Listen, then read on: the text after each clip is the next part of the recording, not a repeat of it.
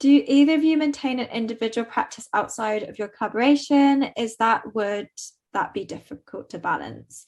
No, we don't anymore. I think all of us, I think it's just when we graduate, it's really hard to I think it's really hard to be an individual artist. Like it's really, really difficult.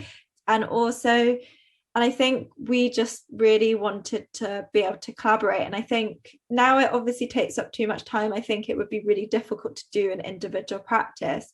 But for us, we've always have been able, like, we've been able to make things so much bigger than I would have ever been able to do on my own.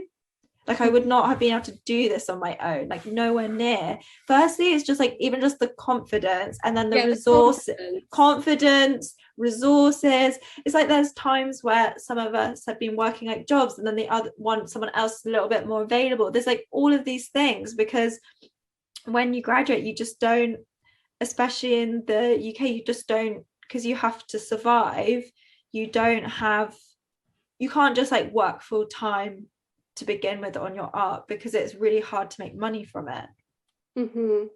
Completely. Well, I think the hardest thing is the confidence. How can you always feel good about your work? Like I don't know how anyone can do that. How do you feel confident all the time? I'm not sure how you can feel confident all the time. How can you talk to a curator or a director and sell yourself to them to make them want, like, obviously you're not selling yourself, but there is an element to it, like people wanting to like have opportunities. So it's like working with other people, it really helps with that. And I think, of course, like collaboration isn't for everyone, and of course, like some people can have amazing, can go on to have really strong individual practices. And also, when a lot of individual artists who are running their practices full time, they often have assistants, they often work with a lot of people. So I don't think collaboration just ends when you decide to be just an individual artist. But I think in the early stages it's like super difficult, and especially in this climate, like it's really, really difficult. Like I have found it really difficult. But maybe what's helpful is just to consider that you're in a community. I think what's great about when you're studying is you can form a community around you and bounce off ideas from one another, and it really helps you to give you confidence to keep doing something. But when you're not doing that, making sure you're talking to people in some sort of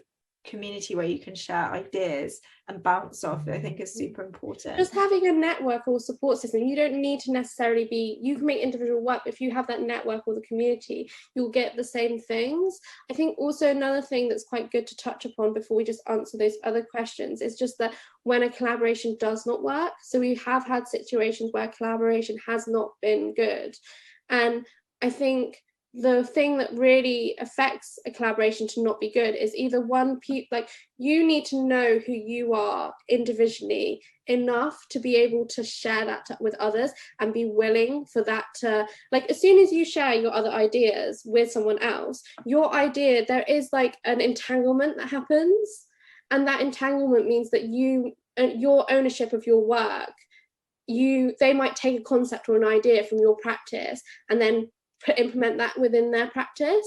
And for us, that has been something that's been like fine with us, because we're a group and we work in a collaborative way. So if somebody works with us and then they bring certain elements into their own individual practice, that's not a problem. But say if we're working with multiple collaborators and they recognize within the other individual practices that people are taking certain elements, because you can't remember who said what.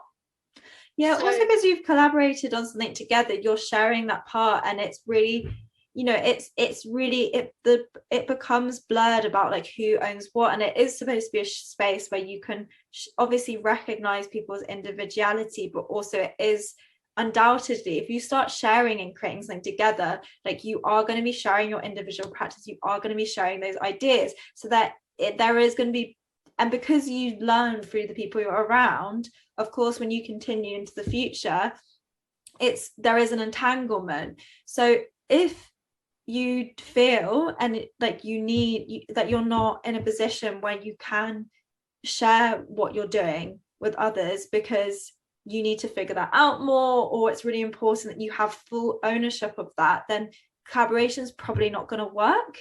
But also everyone has to respect each other's sharing of their essentially internal worlds or like collaborative practice. You have to also, that also when it hasn't worked is maybe when there's been a lack of respect between a collaborator.